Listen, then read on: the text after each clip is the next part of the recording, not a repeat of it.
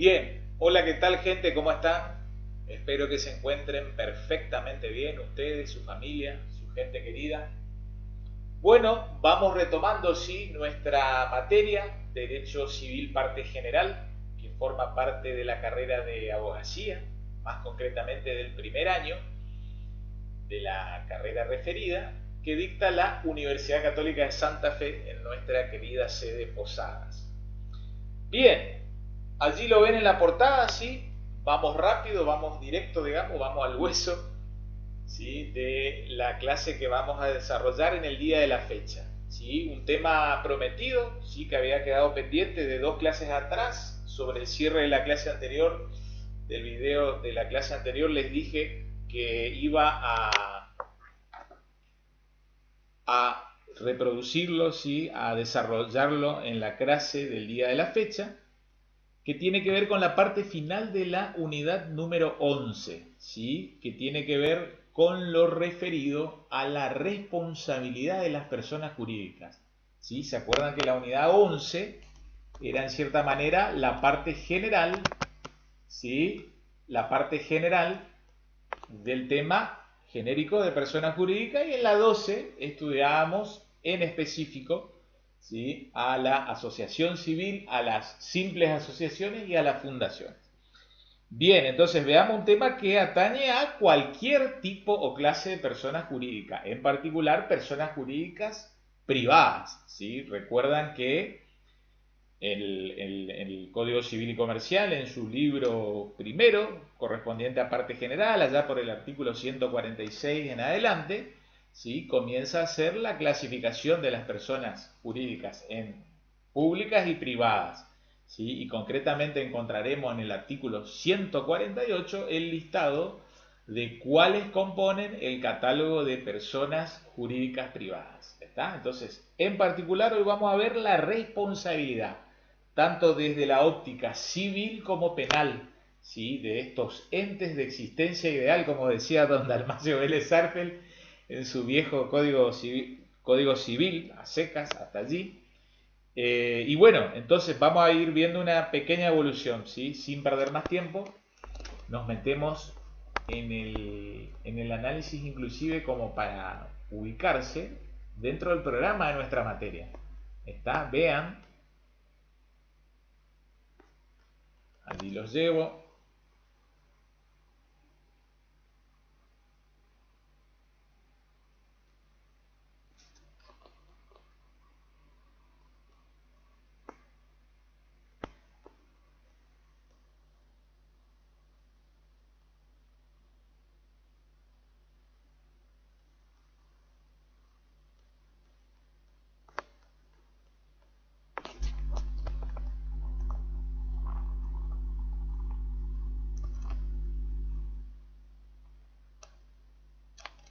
Ahí estamos, unidad 11, ¿no es cierto? En concreto, agrandamos un poquito, puntos 12 y 13 de esa unidad, ¿sí? Puntos 12, ven allí, responsabilidad civil de las personas jurídicas, evolución doctrinaria, jurisprudencial y legal, situación actual. Y finalmente, un pequeño, digamos, toque de reflexión como cierre de esa unidad, referida a la responsabilidad penal de las personas jurídicas. Bien, entonces, vean, vamos al archivo propio de la materia que yo ya se los he enviado a la clase anterior. Sí, en realidad hace 2 semanas ya, casi 15 días atrás, les había mandado el material pertinente de la bolilla 11. ¿Sí? Vamos casi a las postrimerías de esa unidad.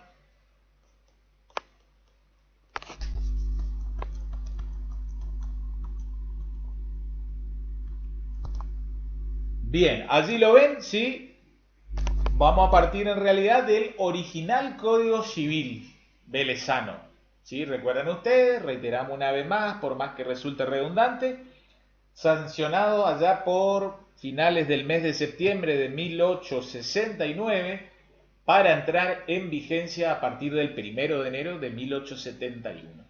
¿sí? Ese código originario de don Dalmacio Vélez Arfiel como ideólogo, ¿sí? Como cabeza matriz de ese tremendo proyecto, que disponía en el artículo 41, ¿sí?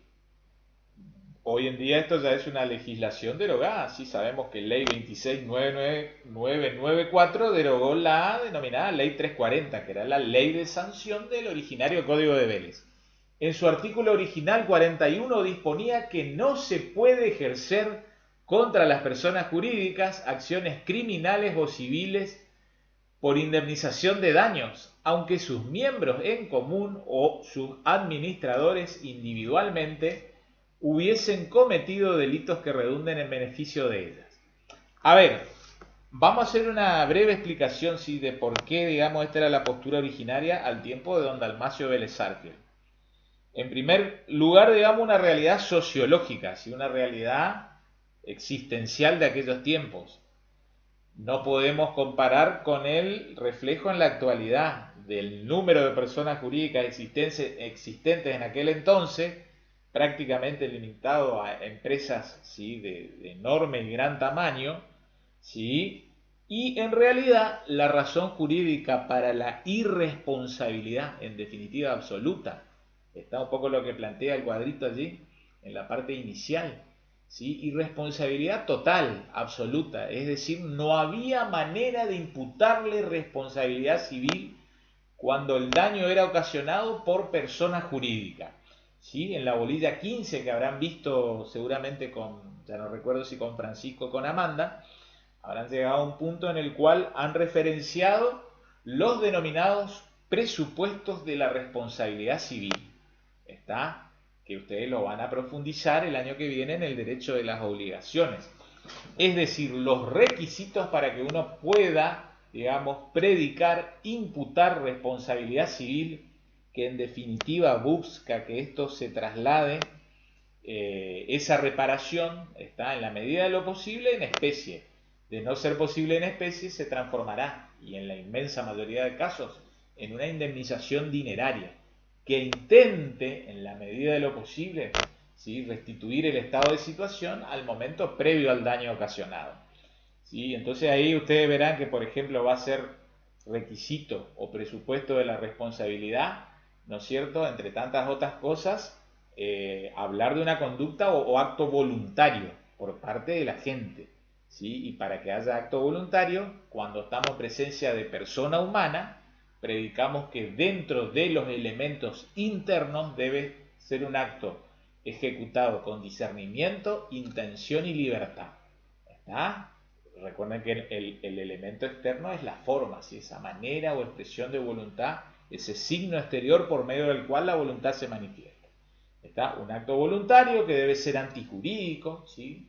Antijurídico como contrario con el ordenamiento jurídico, está con el ordenamiento normativo, está hoy en día en el derecho de las obligaciones, más específicamente en una subrama que se conoce como derecho de daños, ¿sí? Se predica ese deber genérico de no dañar a otro, ¿sí? Lo que suelen denominar el naeminem laedere, ¿sí? No dañar a otro, un principio, digamos, cardinal en la materia obligacional y en especial dentro del derecho de daños. Después, ¿qué más? Debe haber un factor de atribución, ¿sí? Lo habrán visto en su momento en la bolilla 15, factor de atribución que podrá ser subjetivo, ¿sí? Estamos hablando en definitiva de culpa o de dolo, ¿sí? O factor de atribución objetivo, ya modernamente elaborado tanto por la fuente de derecho jurisprudencia como doctrina, ¿sí? Hoy ya consagrado con este moderno Código Civil y Comercial que tenemos, ¿sí? En el libro tercero, ¿sí? De los referido a los derechos personales, en particular cuando se comienza a tratar todo lo referido a la responsabilidad civil. Allá por el artículo 1700 en adelante del Código Civil van a encontrar todos esos requisitos, ¿sí? Entonces decíamos, un actuar voluntario, antijurídico, en donde haya un factor de atribución o de imputación, ¿sí? Sea subjetivo como el dolo o la culpa, o factores objetivos que habrán visto en su momento, ¿sí? Como el riesgo de la cosa o el vicio de la cosa, ¿sí? O también hay veces que hay directamente una imputación legal que atribuye responsabilidad y que no permite, digamos, a su agente alguna causal de excusación, digamos, de absolución. ¿Qué más? Ese actuar voluntario, antijurídico, ¿sí? Que tiene un factor de atribución o imputación, debe haber ocasionado daño, ¿sí? Y habrán estudiado distintas subclasificaciones del daño. Y que debe guardar, ¿sí? Un nexo adecuado, ¿sí? Un nexo adecuado con el daño ocasionado, ¿sí? Es decir, entre el actuar efectuado y el daño ocasionado, un nexo adecuado de causalidad.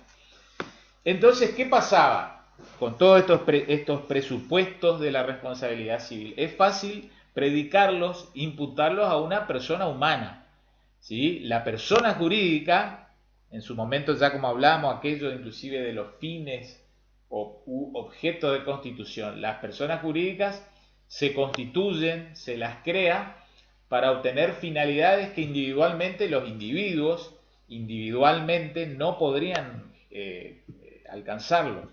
Entonces siempre persiguen, ya si analizamos las personas jurídicas propias de la materia de derecho civil, como a sus asociaciones o fundaciones, persiguen una finalidad muy próxima al interés general, al bien común. ¿Se acuerdan que en materia de asociación civil, ¿sí? Hoy ya no está, digamos, tan tenso ese requisito de que tengan por principal objetivo la persecución del bien común, sino que al menos se dediquen a una actividad u objeto que no sea contrario al interés general o al bien común?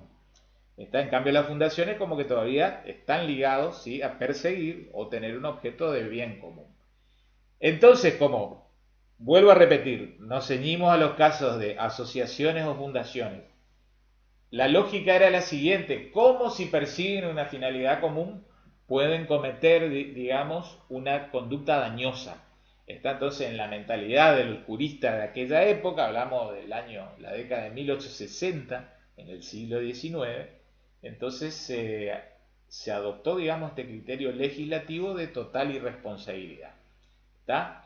La jurisprudencia ya en los inicios del siglo XX fue morigerando, ¿está? Porque quedaban a la luz, ¿sí? Quedaban expuestas situaciones de real injusticia, ¿está? En donde había gente, víctimas, ¿sí? Personas que en definitiva terminaban dañadas, que no podían obtener indemnizaciones que pretendan al menos llegar o pretender lograr un estado parecido al momento anterior al preciso, digamos, hecho dañoso, ¿está? Antes de que ocurriera el hecho dañoso. Siempre busca el derecho de las obligaciones y el derecho de daños, en definitiva, como subrama específica, intentar restituir, ¿sí? En la persona de la víctima esa situación. Bueno, resulta ser que entonces había una gran discriminación según que el daño era cometido por persona humana o por persona jurídica, ¿sí? Por personas de existencia ideal, manejándonos con la locución y terminología del maestro Vélez Arfield. Así llegamos entonces al decreto ley 17711, ¿sí? Ideado por el maestro Guillermo Borda, año 1968. ¿Está? En donde se comienzan a acomodar estas cuestiones. Vuelvo a reiterar, este decreto ley 17711, decreto ley, ¿por qué? Porque era un momento de gobierno u época de facto, ¿sí? No había gobierno democrático en la República Argentina. A partir del año 1966 había subido al poder, digamos, el gobierno de facto en cabeza del general Onganía, ¿sí? Entonces, ¿qué pasó? Ya la fuente jurisprudencial, yo les venía diciendo, de comienzo del siglo XX, o sea, desde el año 1900 en adelante, ¿sí? Tenemos casi 68 años de evolución de la jurisprudencia y por sobre todo por influjo, digamos, de la fuente doctrinaria. Había que cambiar el estado de cosas. Y esto se vuelca, ¿sí? A la letra del decreto ley 17711, que modifica ese criterio de absoluta o total irresponsabilidad a el texto que paso a leerles a continuación. Las personas jurídicas responden por los daños que causen, ojo aquí, este primer, digamos, campo de responsabilidad, quienes las dirijan o administren en ejercicio o con ocasión de sus funciones. ¿Está? Entonces, va a ser una responsabilidad que se va a atribuir al ente jurídico, a la persona jurídica, ¿sí? A ese centro de imputación diferenciada, ¿sí? A esa persona jurídica diferenciada de los miembros, ¿sí? Que la integran. Esto veíamos, ¿no es cierto?, en asociación civil, en fundación, pero se nota más en asociación civil que posee miembros, ¿sí? Que la persona jurídica, como persona que es en definitiva, goza de atributos de la personalidad. Y uno de los principales atributos en los cuales uno ve, digamos, esa potencia, esa fuerza de la diferenciación de la personalidad, es en el atributo patrimonio. Entonces, como la persona jurídica tiene su propio patrimonio, ¿sí? Veíamos inclusive que la responsabilidad de los asociados tan solo se limitaba a los aportes a los cuales se comprometieron a aportar, valga la redundancia, ya sea en el momento originario o en momentos siguientes, ¿sí? Posteriores, y al cumplimiento del pago de la cuota social si estábamos en el tipo, digamos, de persona jurídica, asociación civil. En concreto, la persona jurídica tiene su patrimonio y al tener su propio patrimonio, ¿sí? Si resulta que estas personas que la dirigen o administran, ¿sí? Ocasionan daño, ¿sí? Entonces va a responder esa persona jurídica con su propio patrimonio. ¿Está? Muchas veces con su propio capital social, como se suele decir. Pero vean, hay pautas de imputación, ¿sí? Para que la persona jurídica responda por el daño ocasionado, ¿sí? Tuvo que haber sido, digamos, ocasionado por quienes las dirigen o administren. Entonces ahí vamos a los tipos de personas o clases de personas jurídicas que fuimos analizando la clase anterior, ¿sí? ¿Se acuerdan que, por ejemplo, la asociación civil tenía una estructura orgánica que básicamente estaba conformada por la asamblea de asociados, ¿sí? Por la comisión directiva y podía existir, no era un órgano obligatorio, pero según, digamos, una cuantía numérica, podía existir un órgano de fiscalización, ¿sí? O de sindicatura o de comisión revisora de cuentas. Entonces ahí tenemos los tres órganos: asamblea de asociados, que sería el órgano de gobierno que toma las decisiones principales en el ente asociación civil; luego un órgano de administración como la comisión directiva, ¿sí? Comisión directiva que tenía distintos cargos, destacándose de sobremanera la figura del presidente de la comisión directiva, ¿sí? Puesto que el presidente de la comisión directiva es quien detenta la función de representación, ¿sí? Es una representación de tipo orgánica, ¿sí? La representación orgánica es la de las personas jurídicas. ¿Está? La persona jurídica no tiene existencia material, pero hay una persona humana de carne y hueso, ¿sí? Que es la que la representa.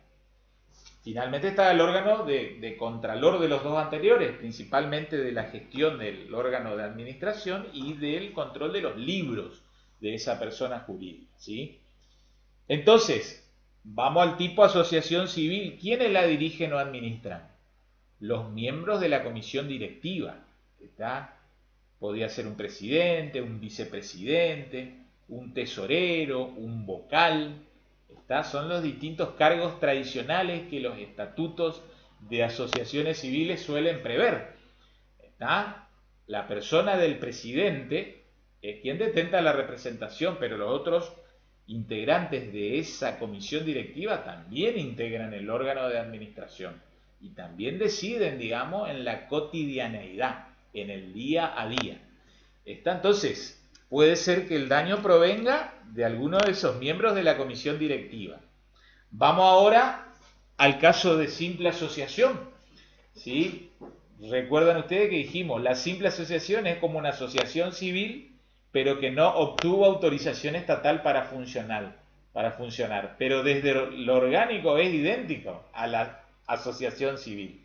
Entonces también hay una asamblea de asociados, también hay una comisión directiva y también puede existir una comisión revisora de cuentas, ¿sí? Como órgano de fiscalización.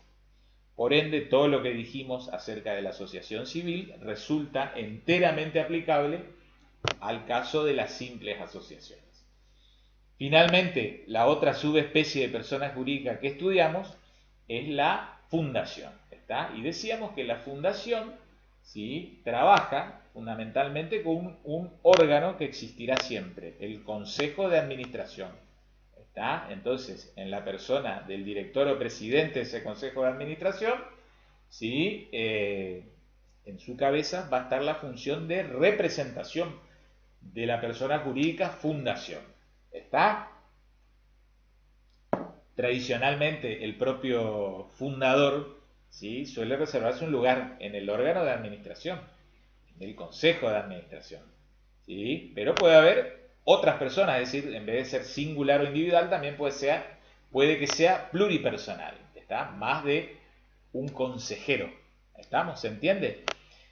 Entonces, si los miembros de una comisión directiva en una asociación civil o simple asociación, o los miembros del Consejo de la Administración cometen daño, hacen responsable al ente persona jurídica. Ahora bien, a su vez hay otra pauta de imputación, que ese daño tuvo que haber sido cometido en ejercicio o con ocasión de sus funciones. ¿Está? Porque esas personas que integran esos órganos de administración, vean, va por la siguiente idea. No todo el día están haciendo cosas o resolviendo cosas que tengan que ver con el ente jurídico al cual integran. En concreto ellos integran algún órgano, ¿sí?, sea la comisión directiva en la asociación civil o sea el consejo de administración en una fundación. Puede que ellos estén realizando otras tareas, ¿sí?, en su índole familiar o individual. Entonces, mal podría en ese caso que estén haciendo alguna cuestión individual, supónganse un sábado a la tarde, un domingo a la mañana, ¿sí?, que ocasionen un daño y que eso se le impute a la persona jurídica. No, en ese caso es una responsabilidad de índole o de tipo individual, de la persona humana, ¿sí? No puede imputársele, no puede reprochársele, en definitiva, una conducta a la persona jurídica. Entonces no nos olvidemos de esta pautita fundamental, de que el daño debió ser ocasionado en ejercicio o con ocasión de sus funciones. ¿Está? ¿Por qué, digamos, pongo acento en este artículo 41 de un texto que hoy ya es derogado? Porque es según ley 17711. Porque el otro pasito que vamos a hacer es venir a hoy en día. Y van a ver que este artículo 41, ¿sí?, que en el Código Civil, según ley 17711, en un solo texto estaba regulado en ese artículo 41, ahora quedó subdividido en dos artículos del nuevo Código Civil y Comercial. Entonces, la primera cuestión es la responsabilidad que se imputa directamente a partir de quienes administran o dirigen esas personas jurídicas. ¿Está? Entonces ahí va a caer una responsabilidad, ¿sí?, al ente, ¿sí? Entonces, los acreedores, ¿sí?, no se olviden que ahí es como que nace una relación jurídica extracontractual, ¿sí?, por un hecho ilícito, ¿sí?, en definitiva van a tener que dirigirse contra la persona jurídica y agredir, entre comillas, los bienes de la persona jurídica que integran el patrimonio. Supongan que hay un inmueble o algún automotor, ¿sí?, o alguna motocicleta que está a nombre de esa persona jurídica, y bueno, esos bienes van a tener que ser agredidos. ¿Qué es lo que es agredir? Embargar y eventualmente algún día ejecutar, es decir, sacar a remate público, a subasta judicial, venta al mejor postor, para que un martillero remate al mejor precio y ese mejor precio obtenido luego se cobre no solo el acreedor, digamos, víctima de ese daño, sino también eventualmente algunos otros acreedores, ¿sí?, de esa persona jurídica que también hayan trabado medidas cautelares sobre tales bienes. ¿Se entiende?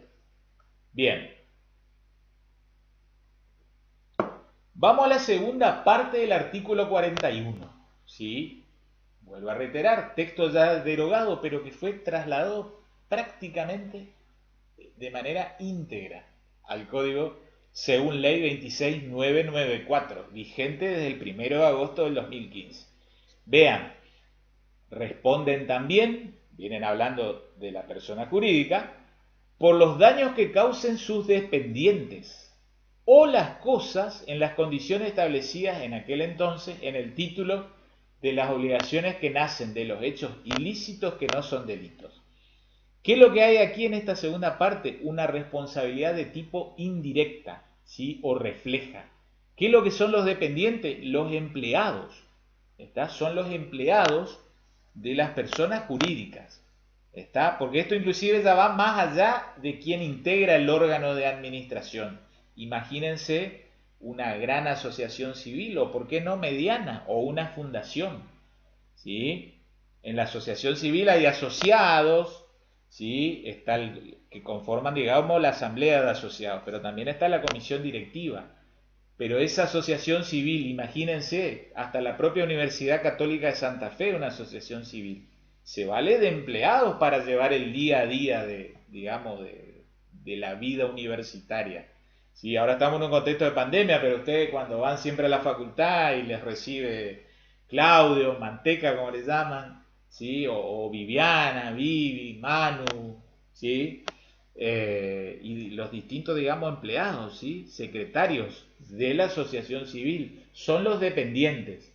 Y puede ser que esta persona en su actuar diario, ¿sí? Cometan daños a terceros. Y esos daños luego se terminan imputando a la persona jurídica. ¿Está? Pero hay una responsabilidad refleja, indirecta, ¿sí? Por el hecho del dependiente o por la cosa, ¿sí? Porque van a ver cuando avancen en el desarrollo de la materia obligacional, como también hay una responsabilidad por el riesgo de la cosa, ¿sí? Más adelante, el año que viene, van a profundizar cómo es que se encausa todo lo referente, por ejemplo, cuando se comete un daño con un automotor, ¿sí? Cómo hay una responsabilidad por la cosa dañosa, por la cosa riesgosa, ¿sí? Y cómo se imputa responsabilidad al titular registral. Bueno, va a haber cosas de titularidad de esas empresas, ¿sí? Por ejemplo, una camioneta, una motocicleta, ¿sí? Que ocasiona daño y ese daño se termina imputando al ente, ¿sí? O hasta puede ser la propia instalación que es defectuosa, se cae algo, una ventana, un split, y ocasiona daño. Bueno, cosa riesgosa. ¿Quién es el dueño? La persona jurídica, asociación civil, simple asociación, fundación. Entonces se le imputa responsabilidad para que la víctima reclame y obtenga una indemnización dineraria. Y va contra los bienes que estén a nombre de esa persona jurídica. Entonces vean, los llevo ahora al contexto actual, ¿sí? Vamos al Código Civil y Comercial actual.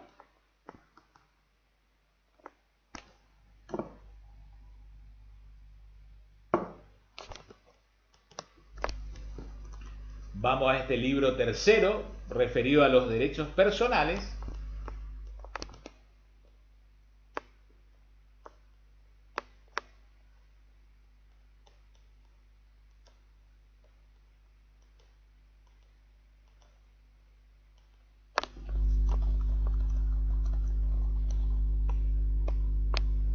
El primero de los artículos que vamos a ver y analizar y leer entre todos es el referido al artículo 1763.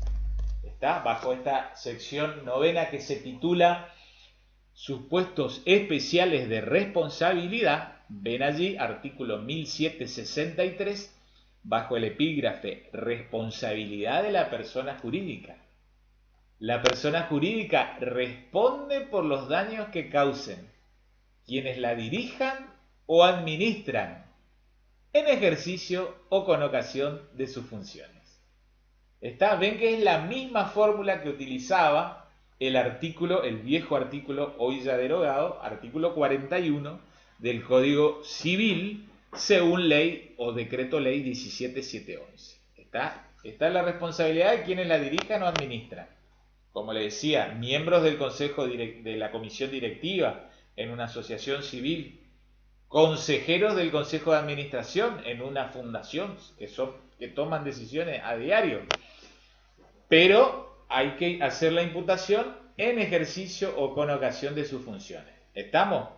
Y además encontramos, casi en sentido íntegro, ha sido trasladado esa segunda parte del viejo y ya derogado artículo 41, encontramos el artículo 1753, ¿sí? En esta sección sexta, referida a la responsabilidad por el hecho de terceros, ¿sí? Este artículo 1753, bajo el epígrafe responsabilidad del principal por el hecho del dependiente. Vuelvo a reiterar, el dependiente es el trabajador, el empleado de la persona jurídica. El empleador será o la asociación civil, o la simple asociación, o la fundación, que son las tres principales subespecies que estudiamos en derecho civil. ¿Está? Pero en comercial ustedes van a estudiar sociedad anónima, SRL, la SAS, sociedad colectiva, de capital industria, comandita simple, comandita por acciones, ¿sí? Y también están las mutuales, están las cooperativas, ¿está? Pero nos ceñimos a los tres tipos, ¿sí? Subespecies principales de personas jurídicas, a las cuales profundizamos en derecho civil: asociaciones civiles, simples asociaciones y fundaciones.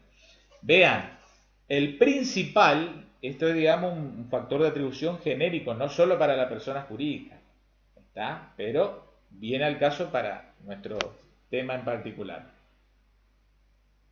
El principal responde objetivamente, entonces acá estamos en presencia de una responsabilidad indirecta, refleja, que es de fuente objetiva, porque la ley la establece. Acá no se va a discutir el dolo o culpa de la gente, del dependiente. Vean, el principal responde por los daños que causen los que están bajo su dependencia, ¿sí? O las personas de las cuales se sirve para el cumplimiento de sus obligaciones, cuando el hecho dañoso acaece en ejercicio o con ocasión de las funciones encomendadas. ¿Está? Vean, ¿qué pasa? Vamos a un ejemplo que se dio allá por el año, no me acuerdo ya si el 2018, 2019, por ejemplo. Sí, creo que era mes de enero. Mucho calor acá en Posada, 40 y tantos grados de calor.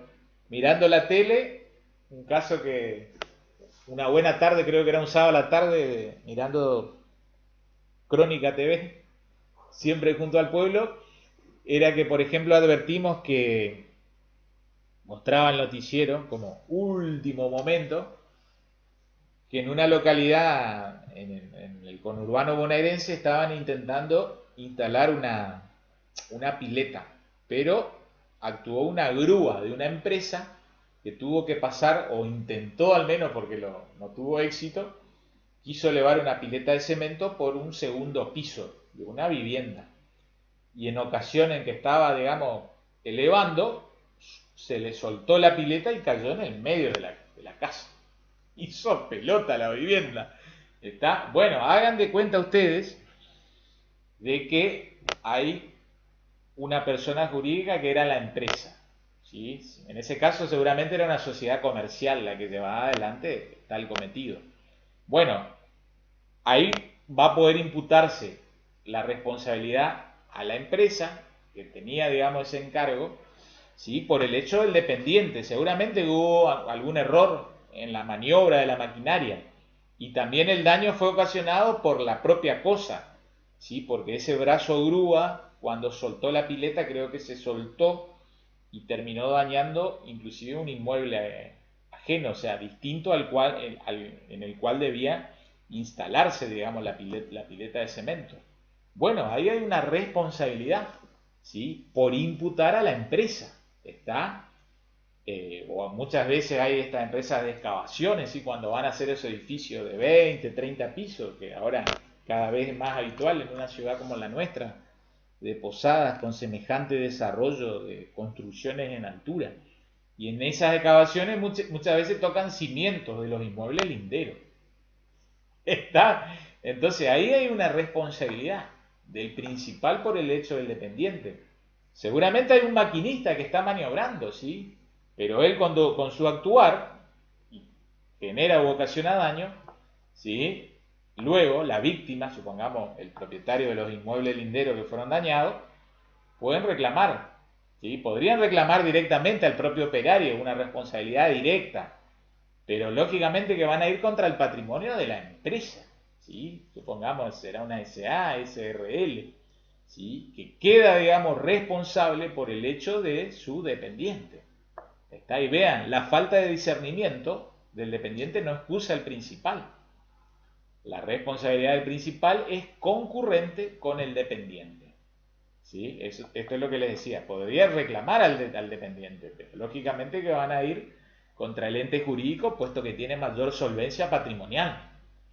¿Está? Y cierro la idea esto de que también el hecho dañoso, ¿sí? Debe acaecer, ¿sí? En ejercicio o con ocasión de las funciones encomendadas, ¿sí? Lo mismo que inclusive como pauta de imputación temporal para el daño ocasionado por quienes las dirijan o administren, en ejercicio o con ocasión. ¿Qué quiero decir con esto? Supongan el siguiente ejemplo. Ustedes saben que por ahí en sus viviendas viene algún prestatario de servicio, supongamos de internet y demás. Fibertel, Gigared, etcétera. Viene el empleado, ¿no es cierto? Bueno, generalmente ustedes saben que hay un horario de lunes de las 7 de la mañana hasta el sábado a las 19:20 horas. Supongamos que esa misma persona tiene que ir a guardar la camioneta ese mismo sábado, ese mismo dependiente, ¿sí? Terminó la tarea a las 19 horas, debe ir a guardar en un corralón de la empresa, un tinglado, y dicen, bueno, esta noche ya es el cumpleaños de mi señora, de paso voy a ir al supermercado a comprar la carne, el carbón, las bebidas.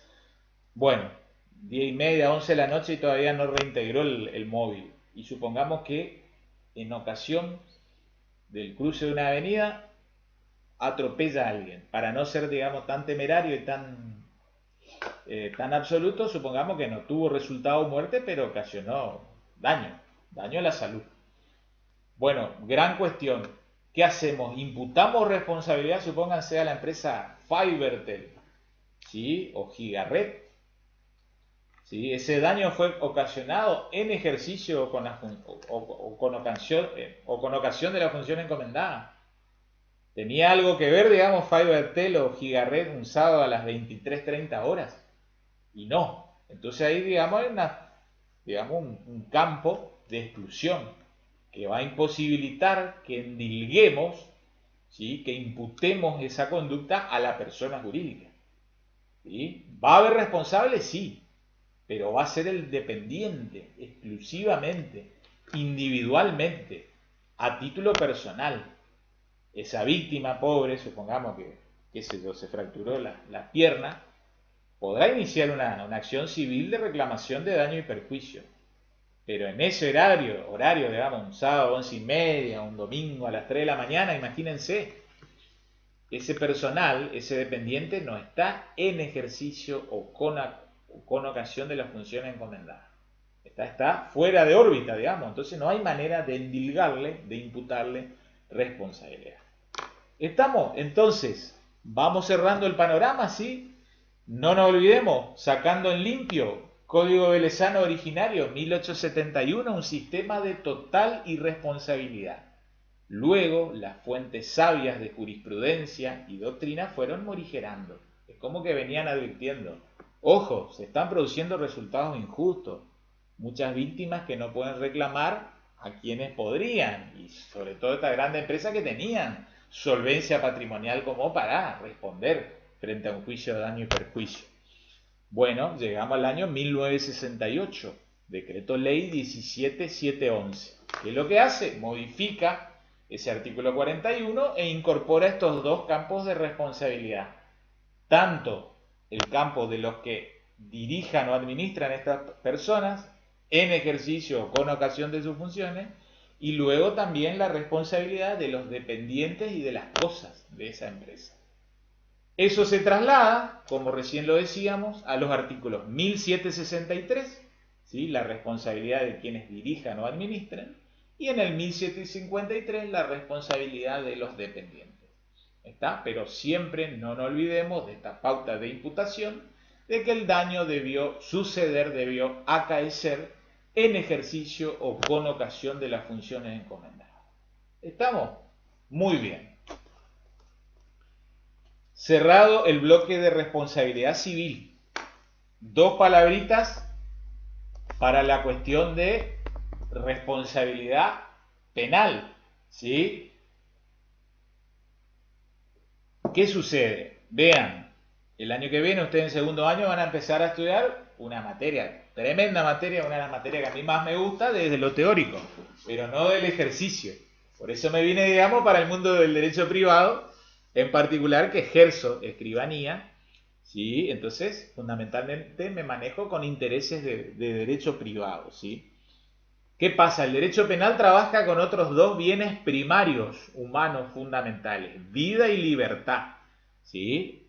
En el derecho nacional prácticamente no hablamos de vida, puesto que no existe posibilidad de que se imponga la denominada pena de muerte, ¿sí? Entonces, la sanción penal, ¿sí? El reproche penal tradicionalmente impuesto al autor de un delito penal debidamente comprobado y sentenciado por sentencia firme, es la de prisión o reclusión. Entonces, gran interrogante que se plantea, ¿se puede imputar, endilgar responsabilidad penal a un ente ficticio? La respuesta clara de cajón es que no. La persona jurídica, supongan, Asociación Civil Veterano de Guerra de Malvinas, ¿sí? Supongan que las personas que forman parte de la misma ocasionan delitos o, digamos, realizan conductas que se tipifican como delitos. La persona jurídica no puede ir a la cárcel, pero allí es en donde la jurisprudencia penal de a poco fue trabajando, ¿sí? Y también modernamente, hablamos de modernamente hace más de casi 25 años hacia aquí, la jurisprudencia admite que respecto de ciertos delitos penales, ¿sí? Nuevamente, aquellos que las dirigen o administran, ¿sí? Si es que cometen en ejercicio o con ocasión de sus funciones de administrar a esas personas, cometen delitos penales, también pueden ir a la cárcel. En definitiva, va a la cárcel una persona humana, ¿sí? Pero que en su momento dirigió o administró una determinada persona jurídica, ¿sí? Así en materia, por ejemplo, de ley penal tributaria, ¿sí? O delitos de defraudación, ¿sí? O también delitos previstos por el código, por las leyes, digamos, de exportación, ¿sí? Delitos aduaneros, el código aduanero, ¿está? Con delito de contrabando. Eventualmente se puede hacer responsable a quienes dirijan o administran esas personas. Y uno se preguntará, ¿y cómo se imputa la responsabilidad? Y bueno, los jueces penales, digamos, junto con los jueces de instrucción son los que investigan. Después están los jueces de juzgamiento que actúan en una instancia de juicio oral, ¿sí? Pero en ocasión de llevarse adelante la instrucción, que es la etapa de investigación, se van recabando, ¿sí? Se secuestran, por ejemplo, libros societarios, ¿sí? Las computadoras, ¿sí? Celulares, en donde se va investigando y se va, digamos, advirtiendo cuál era el modus operandi, quién ordenaba, qué es lo que resolvieron, por ejemplo, en una reunión de directorio o de comisión directiva, ¿sí? Y así de a poco ha trabajado, digamos, la jurisprudencia penal como para ir imputando responsabilidad penal, no a la persona jurídica en sí. Esto es distinto de la responsabilidad civil, que como recién veíamos, la víctima en todo caso va contra los bienes de la persona jurídica. En este caso, termina, digamos, pagando una pena de prisión o reclusión una persona humana que dirija o administre a tal persona jurídica, ¿sí? Además, ¿sí? Les cuento que el derecho penal no solo impone sanciones de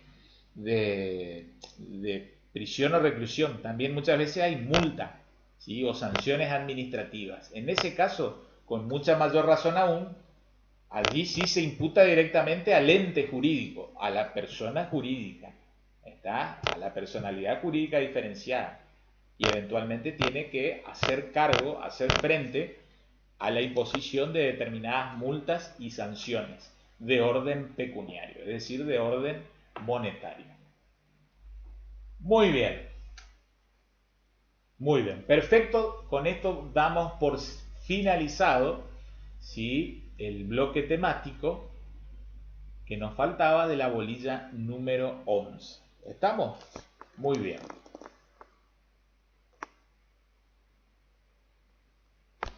De tal manera entonces nos encontramos en condiciones de dar inicio a la bolilla 17. ¿Está?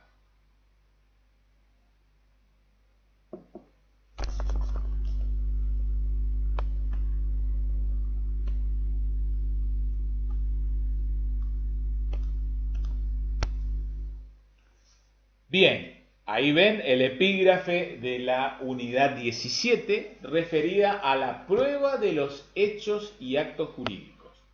¿Está? Ustedes ya vienen estudiando de bolilla 15 y bolilla 16 los conceptos propios de hecho jurídico y de acto jurídico.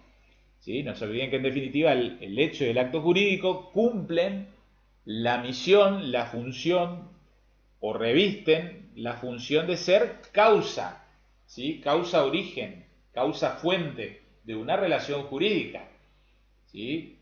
Esta relación jurídica conceptualizada como todo vínculo entre dos o más personas tutelado por el derecho tiene distintos elementos: sujeto, objeto y causa, ¿sí? Entonces, vean, acá vamos a hacer una pequeña introducción, ¿sí?, como para que vayamos entrando en tema, ¿sí? Vamos a hablar en la primera parte de la bolilla de la prueba y vamos a distinguir de la prueba respecto de la forma, ¿sí? Porque una cosa es la prueba y otra cosa es la forma, ¿sí? Al menos forma esencial, ¿sí? ¿Qué es lo que pasa o qué es lo que sucede muchas veces en la realidad? Que los conceptos de forma y prueba se superponen o coinciden en la práctica, ¿sí? Porque hay muchos instrumentos, ¿sí?, por ejemplo, instrumentos públicos que terminan haciéndole a veces de prueba. ¿Está? Porque vean, lo esencial, la base como para iniciar esta bolilla es lo siguiente: ¿para qué hay que probar? ¿Sí? ¿Para qué hay que probar? Hay que probar para acreditar, ¿sí?, que un determinado hecho o acto jurídico sucedió. ¿Está? Porque es muy lindo afirmar cosas, hacer escritos de 50, 60 páginas en donde uno hable de que ocurrieron tales o cuales cosas, que se comportó así el demandado o el demandante, ¿sí?, como principales sujetos procesales. Pero si no tenemos con qué probar, es un sinsentido, ¿sí? No tiene sentido, sin ningún valor. Lo que uno afirma debe probarlo, ¿sí? Y después, cuando avancen en la carrera, de a poquito en las materias procesales, van a ir conociendo los sistemas, digamos, de acreditación, ¿sí? Los sistemas de probar las afirmaciones que se vierten, por ejemplo, en un escrito procesal, ¿sí? Hay un principio muy básico, pero que en cierta manera va perdiendo vigencia temporal, ¿sí? Tradicionalmente uno dice, el que afirma debe probar, ¿sí?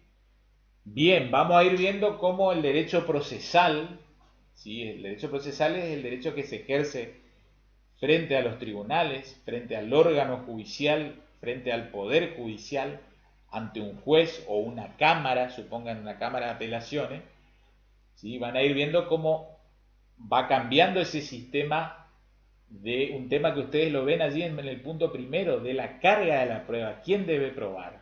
En principio el que alega algo, ¿sí?, debe probar. Pero ese sistema, ¿sí?, va mutando hacia un sistema de dinámica probatoria, ¿sí?, o sistema de carga dinámica de la prueba, que lleva a decir que debe probar aquel que se encuentre en mejor posición de probar. No solo el que afirma algo, sino el que, por ejemplo, tiene más cercana la prueba, ¿sí? Porque vean, otra cosa que tenemos que tener en claro: uno no solo prueba en un proceso frente a un juez. Muchas veces ustedes mismos Y de hecho, ustedes cuando se inscribieron en la carrera de abogacía, probaron, ¿sí? Porque seguramente le habrán pedido su partida de nacimiento, les habrán pedido el título secundario, tanto el diploma como el analítico. Entonces ahí no fueron ante un juez, supongan de la justicia ordinaria, a acreditar, ¿sí?, que ustedes nacieron tal día o que ustedes se recibieron en el colegio secundario el 15 de diciembre de 2019. ¿Está? Ustedes fueron, digamos, ante un secretario o empleado de una asociación civil y acreditaron cuándo nacieron sin discusión alguna y acreditaron indubitablemente cuándo se recibieron. Y eso les posibilitó, les habilitó a ustedes empezar a estudiar abogacía, ¿sí? Entonces no solo se prueba en el proceso, ¿está? También se prueba muchas veces extra proceso, en la vida cotidiana, ¿está? O muchas veces hay que ir a escribanía a acreditar algo, que uno, por ejemplo, es el hermano de, o el hijo de, o el esposo o la esposa de, o el conviviente o la conviviente de. Entonces uno se maneja con distintos instrumentos, ¿sí? Y lo cierto es que con la prueba uno puede acreditar, demostrar que algo sucedió o que algo no sucedió, sea esto un hecho o un acto jurídico. ¿Está? ¿Qué es lo que pasa? Otra cosa es la forma como forma esencial, como lo ven allí en el punto segundo. ¿Qué es lo que es la forma esencial? Vuelvo a un tema que lo habrán visto en la bolilla 15, ¿sí? ¿Cuáles son los elementos de la voluntad? ¿Sí? Conforme al ordenamiento argentino, la voluntad tiene elementos internos que consisten en el discernimiento, intención y libertad, ¿sí? Y a su vez, cada elemento interno tiene sus propias causas optativas, es decir, que impiden que se materialice, ¿sí?, o que surja o que se efectivice ese elemento interno, ¿sí? A falta de un elemento interno caemos en presencia de un hecho involuntario, ¿sí?, que es aquel que fue ejecutado sin discernimiento o sin intención o sin libertad. Esos son los tres elementos internos, pero requerimos, para que esa voluntad sea jurídicamente relevante, para que se exteriorice hacia afuera y no quede solo en el mero campo interior como simple expresión de deseos o de ansias, necesitamos de un signo exterior por medio del cual la voluntad se manifieste. ¿Está? Y eso es la forma como forma esencial. Es la manera de exteriorizar la voluntad. ¿Sí? Vean, yo acá estoy grabando esta clase frente al monitor. Yo estoy haciendo una expresión oral de mi voluntad en la clase explicativa. ¿Sí? Si estábamos en un contexto presencial, ustedes el día jueves que viene, a la hora del examen, la examinación parcial de nuestra materia civil, iban a tener que hacer una expresión de la voluntad por escrito. ¿Está? Porque ustedes tranquilamente, bueno, podrían decir, profe, yo estudié de todo. Bueno, expréselo, acredite frente a mí que usted sabe, y bueno, la semana que viene lo van a tener que hacer de manera oral, ¿sí? Frente también a un monitor, y nos vamos a interrelacionar con este puente digital que termina siendo la plataforma Zoom. ¿Está? Pero vuelvo a reiterar, tres grandes elementos internos de la voluntad: discernimiento, intención y libertad, y un gran elemento externo, forma. La forma es la exteriorización de esos tres elementos externos, es sacarlos para afuera, ¿sí? Exteriorizarlos. Vean, nos metemos en la letra del propio código, ¿sí?, como para entender esto.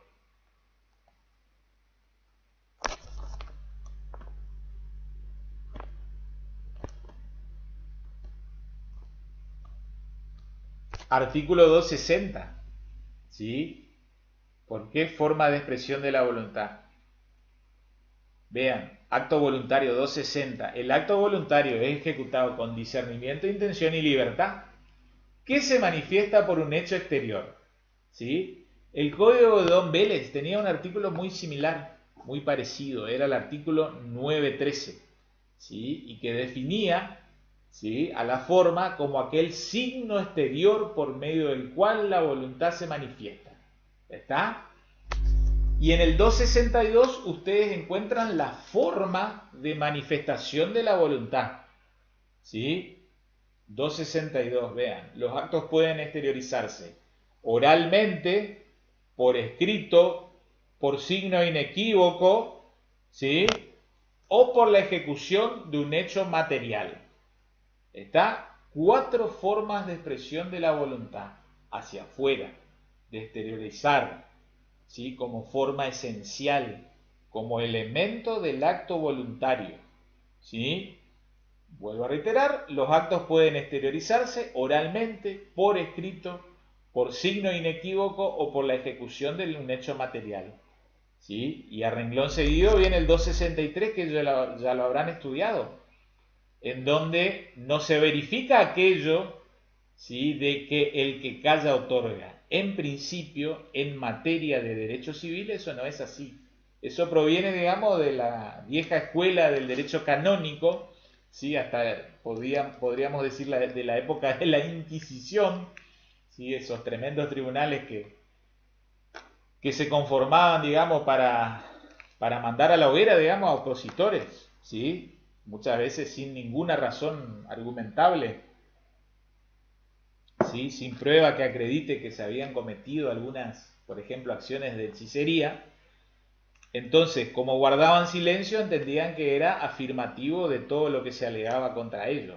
No, por suerte, en el derecho civil de los países civilizados es todo lo contrario. El silencio opuesto a actos o a una interrogación, por principio general, no es considerado una manifestación de voluntad, ¿está?, conforme al acto de la interrogación. Excepto que, y ahí encontramos los casos en los cuales sí existe obligación legal de expedirse, ¿está?, que puede resultar de la propia ley, de la voluntad de las partes, de los usos y prácticas, o de una relación entre el silencio actual y declaraciones precedentes. Entonces, no nos olvidemos más, el silencio, como principio, no es manifestación de la voluntad, salvo cuando haya obligación de expedirse. ¿Estamos? Entonces, vean, volvemos al programita, ¿sí? ¿Qué sucede? Estamos avanzando en estos puntos 1 y 2 de la materia, ¿sí? Como para después nos vamos a meter en la cuestión del instrumento, en la clasificación de los instrumentos, ¿sí?, conforme al Código Civil y Comercial actual. Vamos a empezar a distinguir distintos conceptos, ¿sí? Una cosa es el medio de prueba, otra cosa es el modo de prueba, ¿sí? Cuando yo le digo medio de prueba, estoy aludiendo a un elemento con el cual se prueba algo, que acá muchas veces que se confunde la noción de prueba y de forma, o de forma y prueba, porque por ejemplo, un medio de prueba, ¿sí?, un medio de prueba es la prueba documental o la prueba instrumental, ¿sí?, sea un instrumento público o un instrumento privado. Ya vamos a ir puliendo esos conceptos. Eso es un medio de prueba. Pero también existe otro medio de prueba como un testimonio o la prueba testimonial, ¿sí? Todos estos medios de prueba que yo les cuento, ¿sí?, en realidad están regulados o al menos mencionados en la ley de fondo, ¿sí?, y luego también están exhaustivamente regulados en los códigos procesales, pero en general son mencionados en la ley de fondo, ley del Congreso, ley de la Nación, ¿sí?, prueba instrumental, prueba testimonial, ¿sí?, prueba informativa, ¿está?, que muchas veces uno requiere un informe de un determinado ente, supongamos un Instituto Nacional de Estadística y Censo, del INDEC, ¿sí?, o un registro de la propiedad inmueble que emite un informe, ¿está? Entonces ven ahí distintos medios de prueba: instrumental, testimonial, informativa, ¿está? Otra cosa es el modo de prueba. El modo de prueba, anoten, ¿qué es lo que es o en qué consiste? Consiste en la manera de introducir la prueba en un proceso judicial. Lo que yo les decía, es muy lindo escribir escritos, demanda y contrademanda o contestación de demanda de 50 a 100 páginas. El tema es, digamos, a la hora de ponerse los pantalones y empezar a acreditar frente a un juez. Entonces, los códigos procesales, allí sí anoten, son los que regulan en específico, en particular, los modos de prueba. ¿Cómo se trae la prueba al proceso? ¿Sí? ¿En qué momento? ¿Hasta qué momento? ¿Qué es lo que hay que acompañar, por ejemplo, para una prueba testimonial? ¿Qué datos de los testigos se los presenta como tales? ¿Sí? ¿Cuándo se presenta, por ejemplo, un pliego a tenor del cual van a tener que responder los testigos? ¿Está? ¿Cómo se pide una prueba informativa? ¿Sí? De algún ente del Estado, por ejemplo, o de algún concesionario de servicio público, o de una empresa privada. ¿Sí? Porque no es, digamos, traer una fotocopia y yo lo presento en el proceso, no. Es como que hay todo un procedimiento exhaustivamente reglado para que, disculpen la terminología, para que esa prueba no sea truchada. Una vez que se la presenta en el expediente, entonces, ya sea para las partes procesalmente hablando, como para, por ejemplo, el juzgador, el juez, sabe que está en presencia de una prueba que luego debe ser merituada. ¿Sí? Al ser merituada debe ser valorada con mayor valor o con menor valor. ¿Sí? Porque no nos olvidemos también lo siguiente, que tiene que ver con esto de la carga y valoración de la prueba. Una cosa es quién debe traer la prueba al proceso y otra cosa es quién se puede aprovechar de la prueba. Y puede suceder que en la práctica la contraparte se aproveche de una prueba que uno mismo presenta. Y viceversa, yo me puedo aprovechar de una prueba que la contraparte a su vez presentó. Entonces la prueba puede ser en definitiva aprovechada por cualquier sujeto o parte procesal. ¿Sí? En definitiva va a haber una valoración, digamos, suprema o máxima por el órgano juzgador. ¿Sí? Pero les cuento que los códigos procesales, por eso, han regulado exhaustivamente en qué momento se puede traer la prueba. Hay un periodo probatorio, luego el cual ya no se puede seguir probando. ¿Sí? Hay un momento para hacer alegatos. Alegato es propiamente la valoración subjetiva que hace una parte procesal. Es como que, digamos, en cierta manera le tira un guiño al juez. Entendemos que tal prueba y tal otra conforman una batería de pruebas que debe ser interpretada en tal sentido. Después va a haber, en definitiva, una valoración final del juez cuando dicta sentencia. ¿Sí? Pero en los alegatos, ¿sí? Existe esa posibilidad de que intenta, digamos, generar convicción en el juzgador. Reitero entonces que quede bien en claro, una cosa es el medio de prueba, ¿sí? Instrumental, testimonial, informativa, entre otras. ¿Sí? Hoy en día, con todo esto de la tecnología, hay que tener mucho cuidado, ¿sí? El mundo telemático no todo es susceptible de ser utilizado como prueba, al menos como prueba en el proceso ante un juez, ¿sí? Por eso hay que tener mucho cuidado con los modos de prueba, cómo se introduce la prueba, ¿sí? Desde la misma, digamos, punto básico y ejemplo tonto, por así decirlo, ¿cómo introducimos hasta una captura de un mensaje de WhatsApp? Basta que yo, digamos, baje en un rígido y luego lo imprima en mi computadora. Puede ser así valorado. Un mensaje de WhatsApp, imagínense, en donde hay una intimidación, ¿sí? Violencia moral a una persona como pretensa o presunta víctima. O en realidad debe haber un acta de constatación del mensaje telemático. Pero como el mensaje telemático es una correspondencia privada, resulta ser que también hay que recabar la autorización del remitente. Entonces, ojo, mucho cuidado, porque si hacemos el acta de contratación de un mensaje privado, es como que le damos autorización a un escribano que transcriba algo y no le pedimos permiso al emisor, ¿sí? Al remitente, porque una cosa es que le llegue al destinatario ¿sí? Pero ese mensaje, por ejemplo, de WhatsApp, es como una carta y la carta es privada, la comunicación epistolar, después nos vamos a meter inclusive en algunos artículos del código. Entonces hay que ser cuidadoso con esto. ¿Está? Bien. Bien, bien. Vean, vamos a meternos de a poquito en esta cuestión de la clasificación más amplia acerca de los instrumentos que trae nuestro Código Civil y Comercial. ¿Sí? Nuestro Código Civil y Comercial distingue en la actualidad una clasificación bipartita. ¿Está? Al decir bipartita estamos hablando de dos partes, dos términos. ¿Sí? Pero en ello nada de novedoso hay, puesto que el Código Velezano también hacía una clasificación bipartita de los instrumentos. ¿Sí? Vean lo siguiente.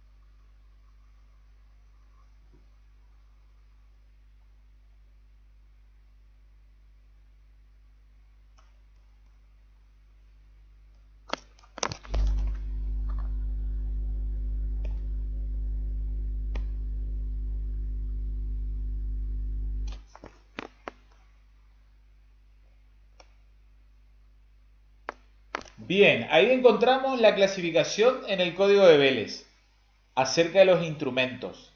¿Sí? Resulta ser que Don Vélez, en la sistemática de su código, él reguló por un lado a los instrumentos públicos y por otro lado a los instrumentos privados. ¿Sí? A los instrumentos públicos los regulaban en sus artículos 979 a 1011 y a los instrumentos privados los regulaban en los artículos 1012 a 1036. Clasificación bipartita, dos términos, dos partes, sin subespecies. Eso es lo que surge, digamos, de la sistemática, del método del Código Velezano. ¿Sí? Instrumentos públicos por un lado y por otro lado instrumentos privados. Sin embargo, Don Dalmacio, vean, digamos, lo monstruoso de su mente, ¿sí? Qué adelantado ya era, que en cierta manera él esbozó lo que ahora, ¿sí?, está planteado como letra de nuestro propio Código Civil y Comercial según Ley 26994 desde agosto del 2015. Él también planteó lo siguiente, que mencionaba en el artículo 1190 al hablar cómo se prueban los contratos. Se prueban los contratos por instrumentos públicos o por instrumentos particulares firmados o no firmados. ¿Está? Entonces, acá como que esto era algo distinto a lo que él en general reguló, ¿sí?, en el articulado prolijo. Él en el articulado prolijo únicamente hablaba de instrumentos públicos y privados.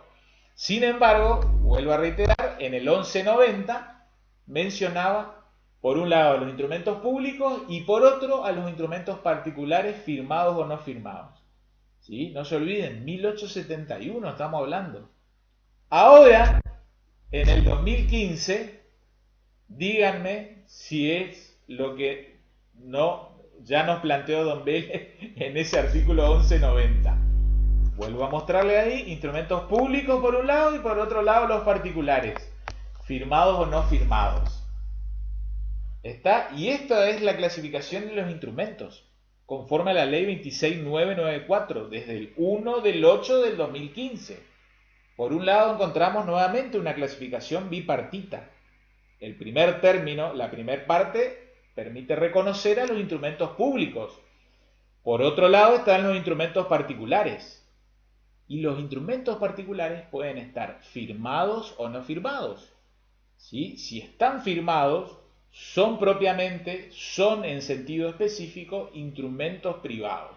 Si están firmados. ¿Firmados por quiénes? Por las partes. ¿Sí? Pero sin intervención de oficial público. Si no están firmados, como ustedes ven allí, ¿qué encuadran esta subcategoría? Cualquier registro o impreso visual o auditivo. Folleto, ticket de cajero, una fotografía, un registro auditivo que pueda ser, digamos, reproducido con algún, digamos, elemento de lectura digital, ¿sí? Y esto es lo que surge de la sistemática de los artículos 286 y 287, ¿sí? Que es donde nos vamos a situar.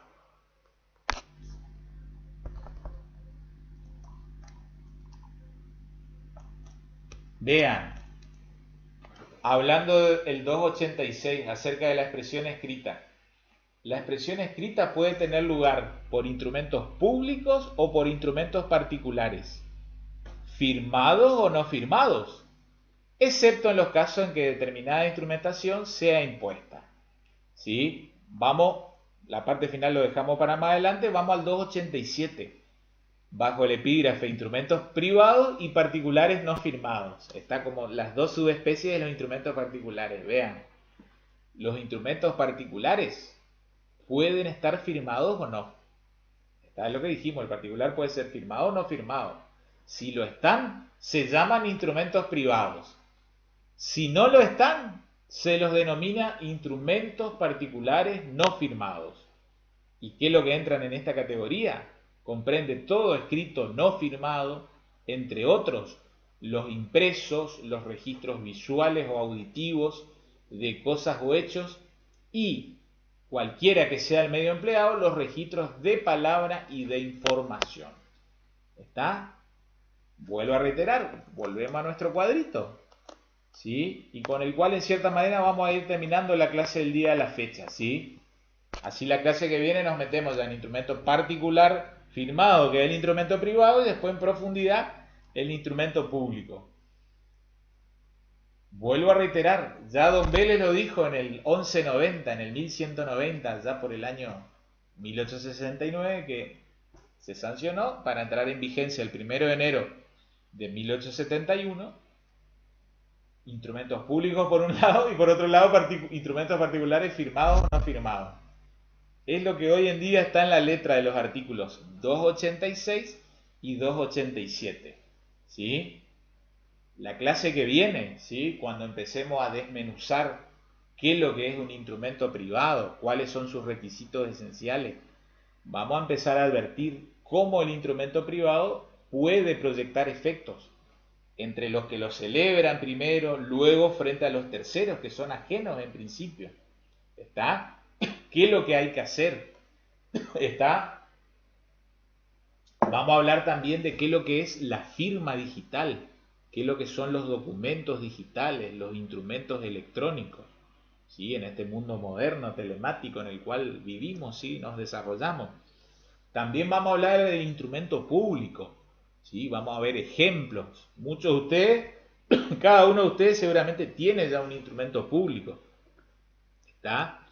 Hablamos típicamente de la partida de nacimiento, ¿sí? Con el cual ustedes acreditan el hecho jurídico de su nacimiento. ¿Está? La clase que viene, post parcial, que grabemos también, ¿qué vamos a estudiar de los instrumentos públicos? ¿En qué consiste la autenticidad?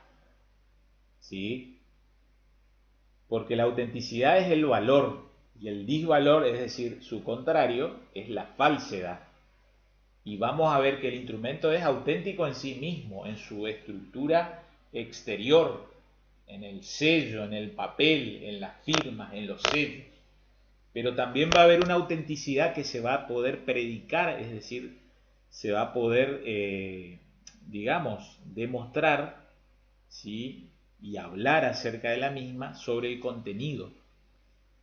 Y vale aclararlo ya, ¿sí? Por más que ustedes sean chiquititos todavía, primer año, no todo lo que está escrito en un instrumento público goza de autenticidad. Ahí está.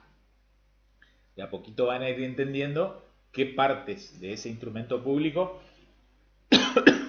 goza de autenticidad y qué parte no. ¿Está? Pero bueno, no quiero embarullarlos en esta clase inicial de esta apasionante bolilla que es la bolilla 17. Muy bien, vamos cerrando entonces la clase correspondiente al día de la fecha, ¿sí? Y aprovecho el tiempo que me queda, ¿sí? Para, bueno, desearles un buen fin de semana, ¿sí? A meterle gana y pila, ¿sí? Encarar esta parte final del año de parciales y exámenes, ¿sí? Y bueno, vamos que ya pasa este 2020, ¿sí? Y ojalá que resulten provechosos los exámenes de tanto de economía como de civil, que es la materia para la cual ahora estoy grabando. Dios mediante nos vemos el jueves que viene en el contexto de una plataforma Zoom. Está, gente, muy buena semana, ¿sí?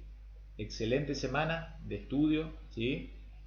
Y bueno, como siempre digo, cuídense, cuiden a su gente querida y nos vemos más adelante. ¿Está? Muchas gracias y chau chau.